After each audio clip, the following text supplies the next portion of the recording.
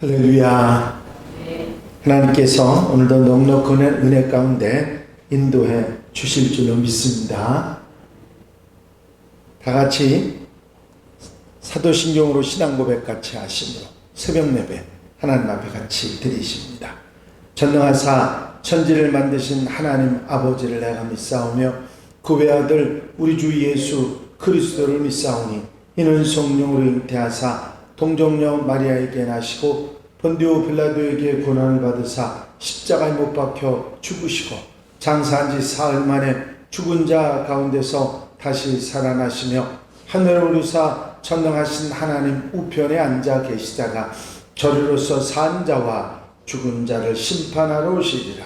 성령을 믿사오며 거룩한 공예와 성도가 서로 교통하는 것과 죄를 사하여 주시는 것과 몸이 다시 사는 것과 영원히 사는 것을 믿사옵나이다. 아멘. 할렐루야.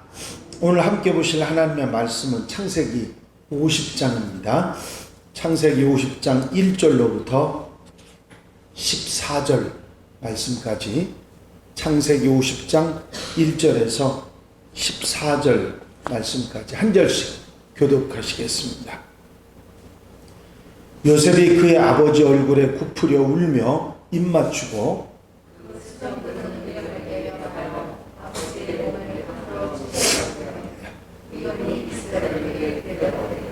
40일이 걸렸으니 향으로 처리하는 데는 이 날수가 걸림이며 애굽 사람들은 70일 동안 그를 위하여 곡하였더라.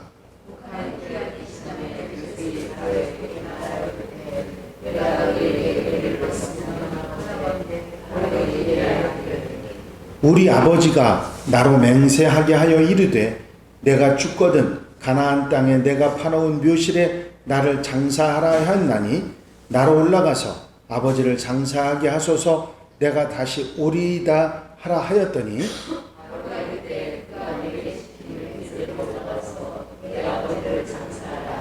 요셉이 자기 아버지를 장사하러 올라가니 바로의 모든 신하와 바로 궁의 원로들과 애굽 땅의 모든 원로와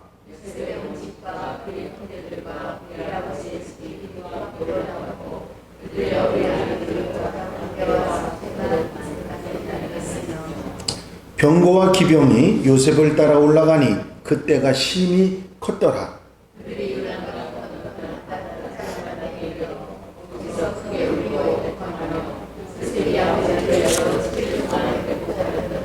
그 땅 거민 가나안 백성들이 마당의 애통을 보고 이르되 이는 애굽 사람의 큰 애통이라 하였으므로 그 땅 이름을 아벨 미스라임이라 하였으니 곧 요단강 건너편이더라.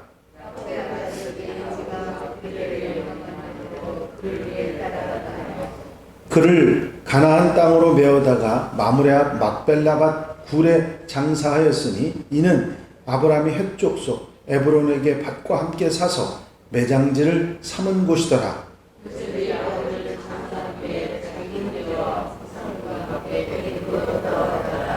아멘. 할렐루야. 창세기 강해를 시작한 지가 제 생각 같아서는 오래지 않은 것 같은데 이제 마무리할 단계가 됐습니다. 창세기가 50장으로 끝나거든요. 근데 50장의 이제 시작 부분입니다만은 이제 창세기를 마무리할 때가 됐다. 모세의 이야기를 쭉 들으면서 이스라엘 백성들이 애굽에서 나오면서 왜 우리는 가나안 땅으로 가야 하는가? 그 가나안 땅으로 가야 하는 이유를 하나님에게서 들었는데 그 하나님은 어떤 분이신지를 이야기하려고 하니까 그분은 천지를 창조하신 분이고 인간의 모든 일들을 섭리하시는 분이고 그분에 의해서 모든 것이 이루어진다고 하는 사실을 설명하기 위해서 창세기가 시작이 됐고 그리고 왜 우리가 애굽에서 나와서 가나안 땅으로, 다른 데도 갈 데도 얼마든지 있는데 왜 가나안으로 가야 하느냐는 당위성, 그 이유를 설명하기 위해서 창세기가 기록이 됐던 것입니다. 사실은 하나님에 관한 이야기, 다른 얘기를 얼마든지도 할 수도 있지만 그런 얘기들보다는 출애굽에다가 초점을 맞춰서 왜 우리가 애굽에서 나올 수밖에 없었는가 하는 그 당위성에 관한 이야기가 하나님에 관한 이야기, 하나님으로부터 출발하니까 그 얘기가 창세기에 모두 다 기록되어 있고, 그 내용을 이야기하기 위해서 우리 조상 아브라함, 이삭, 야곱, 요셉에 대한 얘기를 할 수밖에 없었다고 하는 얘기지요. 그 얘기를 주로 하고 있는 내용입니다. 오늘은 야곱 이야기의 마지막 부분이죠. 야곱을 유언대로 막벨라 굴에 장사 지내는 얘기가 오늘 본문 말씀입니다.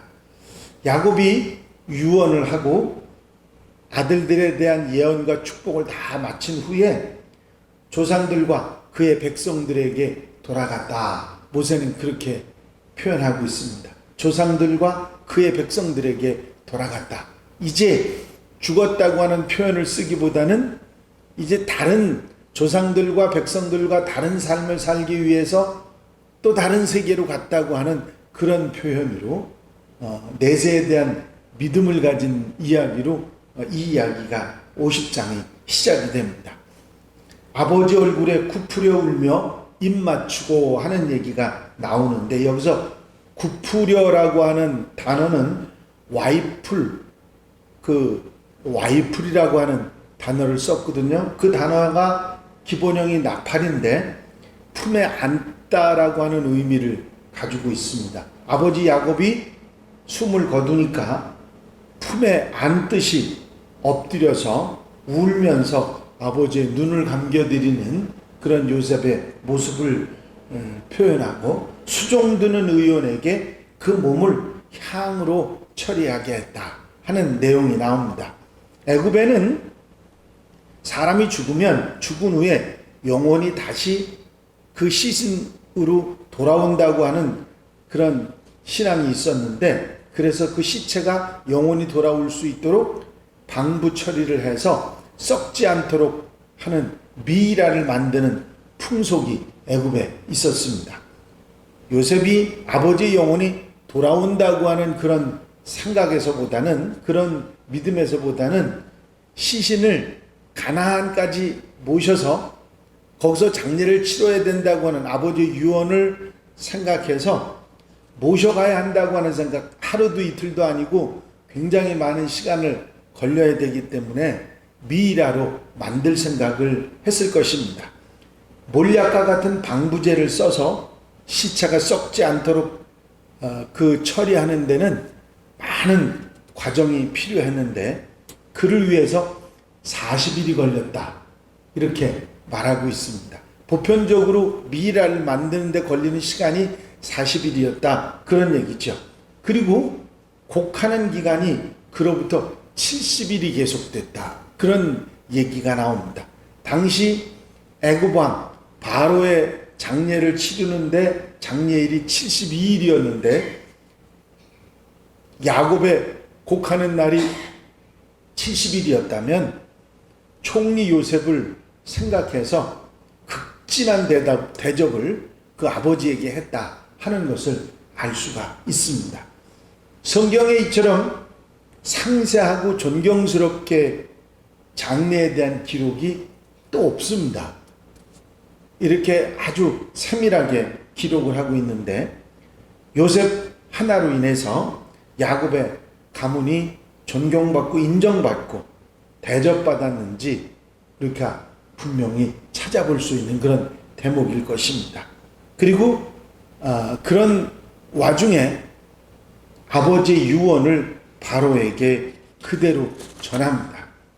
아버지 야곱이 요셉에게 부탁했던, 그리고 아들들에게 부탁했던 유언, 가나안 땅에 자신의 조상들과 함께 묻어달라고 하는 유언을 내가 들어드릴 수 있도록 해달라 하는 청원을 바로와 그 신하들에게 요셉이 부탁을 하죠.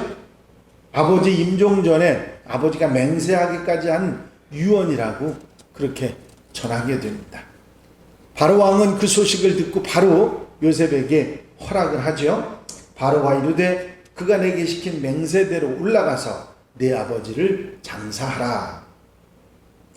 아버지가 한 유언, 맹세까지 하게 한 유언인데 그걸 안 들어드릴 수 있느냐? 가나안에 올라가서 아버지를 장례하고 오라. 바로 왕이 허락을 했던 것입니다.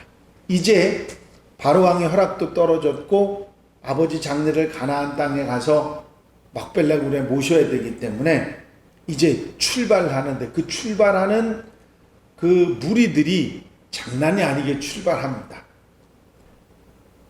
일단 야곱의 식구들, 아들들만 12 아니겠습니까?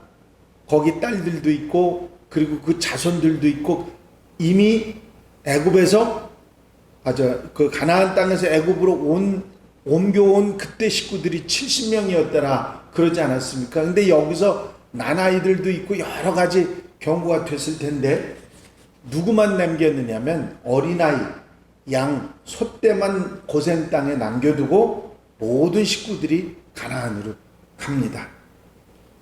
장례는 요셉의 형제들만이 아니라 전 식구들이 총동원돼서 장례를 치르는데 그 사람들만 갔던 게 아니고 병거와 기병들이 함께 동행을 합니다. 식구들만이 아니라 총리인 요셉도 또 모든 식구들도 보호하고 안전을 지키기 위해서 기병들과 병거들이 동원되었는데 그 때가 심히 컸다. 그렇게 모세는 전합니다. 얼마나 바로가 요셉을 아끼고 또 생각하는지를 알 수 있는 대목이지요. 그저 가나안 땅에서 떠났던 인원만 생각했더라도 한 70여 명의 그들을 보호하는 군사와 기병들 또 병거 이런 걸 합한다 그러면 최소한으로 잡아도 한 200명, 300명 정도의 인원이 함께 움직이는, 그리고 그들이 먹을 것, 입을 것 이런 것들이 다 해서 다 하면 아무리 작게 생각을 해도 한 500명의 떼가 이렇게 움직였다, 무리가 움직였다 그렇게 생각할 수가 있을 것입니다. 그러면서 가나안으로 가다가 가나안으로 들어가기 직전에 요단강을 건너기 전에 7일간 곡하는 기간을 갖는 얘기가 나옵니다. 아닷이라고 하는 그 사람의 타작마당에 7일 동안 애곡을 하는 시간을 가지는데 장사를 모시는 중간에 곡하는 기간을 가진 풍속이 그때 당시에 있었다. 우리가 흔히 장례를 치르면 기억하세요? 아마 요즘은 장례를 그렇게 안 치르지만 옛날에 장례 치를 때는 뭐 시내를 건너거나 뭘 이렇게 건널 때 꼭 가든 상여를 세워놓고 하는 일이 있어요. 그걸 표현하기를 노제라 그렇게 표현들 했죠. 한 곳에서만 하는 게 아니라 여러 곳에, 우리도 그런 풍속이 있었는데 아마 이스라엘도 그런 풍속이 있었던 것 같습니다. 그 노제를 7일 동안 곡하는 그런 기간을 이 아닷이란 사람의 타작마당에서 지냅니다. 타작마당에 그 500여 명의 무리가 함께 곡하는 시간을 이렇게 가질 수 있을 정도가 됐다고 하면 그 타작마당이 얼마나 컸을까. 그 아닷이라는 사람이 대단한 부자라 그런 생각을 할 수가 있을 것입니다. 야곱의 모든 식구를 감당해서 7일 동안 머물면서 곡을 할 수 있었으니까요. 이것을 본 가나안 사람들이 애굽 사람의 큰 애통이라고 하고 그 땅 이름, 아닷의 타작마당 있는 그 땅 이름을 아벨 미스라임이라고 그렇게 바꾸어 말할 정도로, 후대에게 알려질 정도로 그렇게 되었다. 여기서 요단강 건너편이라고 표현했는데 요단강 건너편은 항상 그 표현하기를 그 요단강 건너편이라는 말을 성경에 자주 나오는데 어디가 중심이냐면 예루살렘이 중심입니다. 항상 표현의 중심이 예루살렘에서 요단강 건너편. 그러니까 요단강을 남쪽에서 올라오려고 그러면 요단강을 건너기 직전이라는 얘기죠. 우리가 동서로 얘기한다면 요단강 서쪽, 요단강의 동쪽에 예루살렘이 있고 요단강 서쪽에 요단강 건너편이죠. 거기에 아닷의 타작마당이 있었고 거기서 7일 동안 곡을 했던 것입니다. 그리고 이제 가나안, 아브라함이 해쪽 속 에브론에게 사서 묘지로 삼은 막벨라 굴이 있는 그곳에 도착해서 장례를 치르게 됩니다. 장례라고 하는 게 우리는 매장지를 파고 그리고 묻고 그거 봉분을 만들고 하는 그런 순서가 있지 않습니까? 근데 이스라엘 사람들은 주로 굴이었어요. 굴 속에 관을 모시는 게 장례의 전부였습니다. 근데 그런 부분들에 대한 장례를 잘 모십니다. 결국 야곱은 아버지 집 아버지 이삭과 할아버지 아브라함이 묻혀있는, 그리고 할머니들이 묻혀있는, 할머니 어머니가 묻혀있는 그곳에 와서 안장을 하게 되죠. 비록 시신이지만 아버지 어머니 할아버지 할머니와 함께 장례가 되고, 그 모세의 표현대로 하면 조상들과 함께 그 백성들과 함께 새로운 삶을 시작하는 그런 출발이 됩니다.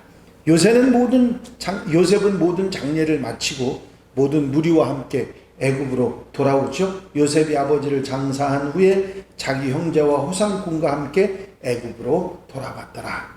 이제 아버지에게 허벅지 밑에 손을 넣고 맹세를 했던 그 유언을 그대로 지켜서 할아버지와 아버지와 함께 장례했던 요셉은 모두 함께한 무리들, 호상꾼들과 함께 애굽으로 돌아오게 됩니다. 이 호상꾼이라고 하는 표현이 나옵니다만은 그냥 야곱의 식구들, 병거와 기병들 그렇게만 생각하는 게 아니라 이 장례를 위해서 조문을 왔던 그런 함께 했던 사람들이 무리가 많았다는 얘기를 우리가 호상꾼이라는 말 속에서 알 수가 있습니다. 결국은 자신도 돌아와야 하는 고향 땅, 그곳을 방문을 하고 장례를 치르고 애굽으로 돌아왔던 것입니다. 여기서 가만히 여러분들이 보시면 요셉은 장자 르우벤이 있고 다른 형들도 있었지만 아버지의 장례를 주관해서 치루어 나가는 것을 봅니다. 이것은 요셉에게 가문의 대표권, 장자권이 주어졌다는 사실을 알 수 있는 대목입니다. 요셉은 훌륭하게 그런 모든 직무를 감당하고 가문의 일, 장례를 잘 치르고 다시 애굽으로 돌아와 총리의 일을 감당하게 됩니다. 마지막까지 자신의 사명인 애굽 구원 이웃나라 가나안 이스라엘의 구원 역사를 계속 이루어 가야 되기 때문에 그 일에 다시 복귀를 한 거죠. 요셉의 아버지 야곱의 장례는 이제 아버지의 유언을 그대로 순종한 순종의 장례였습니다. 형제들 또한 마음을 같이해서 아버지를 전송으로 함께 모셨죠. 단순한 장례가 아니라 애굽이 떠들썩하고 가나안이 떠들썩할 만한 엄청난 정성을 다한 장례였습니다. 조상들이 약속한 땅, 조상들이 묻힌 약속의 땅, 하나님의 약속의 땅을 온 이스라엘 백성들과 가나안 사람들 그리고 애굽 사람들에게 각인시킨 그런 장례이기도 했죠.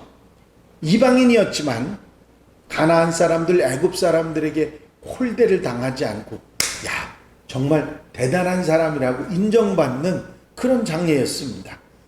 요셉의 금이 환영이 있었고 이제 여기서 돌아갈 고향이 있는 사람은 정말 행복한 사람이라 하는 것을 깨닫게 해주고 이스라엘 백성들에게 모세는 너희가 지금 그 행복한 귀향을 하고 있는 것이다 하는 얘기를 하고 있습니다. 애굽으로 이제 돌아간 요셉을 이제 구원 역사, 하나님의 구원 역사를 계속하는 일을 감당하고 그래서 결국은 요셉이 애굽에서 죽는 얘기가 그 다음에 나옵니다마는 요셉은 묵묵하게 자기 일을 잘 감당하게 되는 것을 볼 수가 있습니다. 이제 야곱의 장례가 이렇게 마무리됩니다. 그리고 요셉의 마무리가 나와서 창세기가 모두 끝나게 되지요. 이 이스라엘 백성들이 어떻게 애굽에 와서 애굽에서 이렇게 살게 되었고, 그것이 그냥 어쩔 수 없는 천재지변 때문이 아니라 하나님께서 애굽에 초청받은 VIP로 초청받아 와서 머무르게 됐고, 결국은 다시 고향으로 우리가 돌아가게 됐다고 하는 긴 설명, 모세의 설명이 오늘 이제 마무리되고 있는 것이죠. 이 이야기가 마무리되면서 하나님이 어떤 분이신지, 하나님이 어떻게 이 세상을 이끌고 섭리하시는지, 그리고 왜 우리가 애굽에 왔는지, 그리고 애굽에 온 이유와 그리고 우리가 애굽에서 왜 떠나게 되었는지, 우리가 돌아갈 고향이 어딘지, 이런 부분에 대한 설명을 이제 자세하게 하고 있는 것입니다.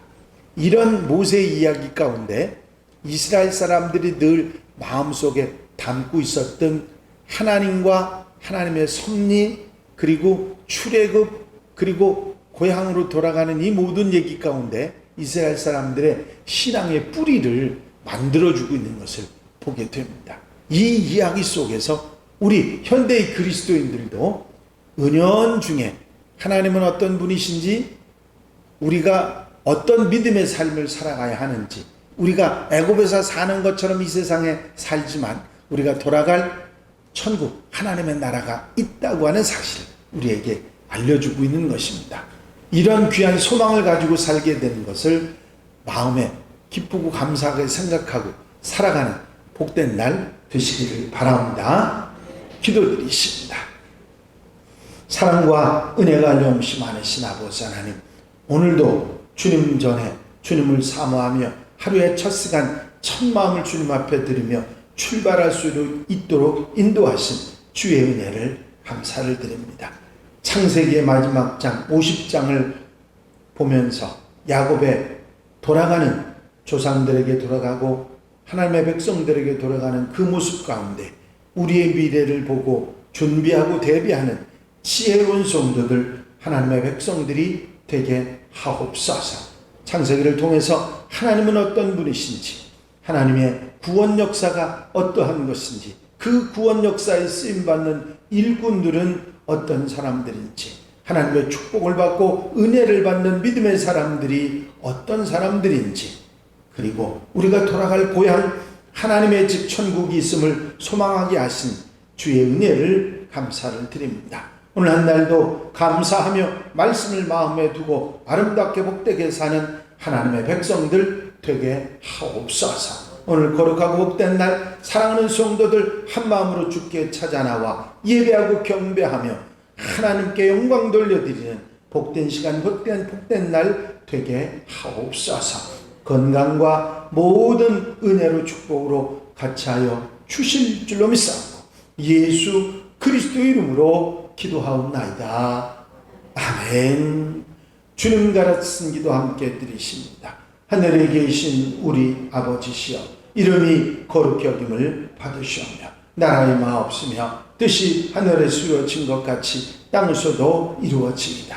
오늘날 우리에게 일용할 양식을 주옵시고 우리가 우리에게 죄 지은 자를 사하여 준 것 같이 우리 죄를 사하여 주옵시고 우리를 시험에 들지 말게 하옵시며 다만 악에서 구하옵소서. 나라와 권세와 영광이 아버지께 영원히 싸움나이다. 아멘. 이 시간 기도하실 때 주신 말씀 아멘 하면서 하루를 복되게 살게, 하나님 은혜 가운데 살게 해달라고 기도하시고, 공동기도 제목들, 중보기도할 분들, 그리고 코로나 종식을 위해서 기도해 주시고 자유롭게 기도하시기 바랍니다.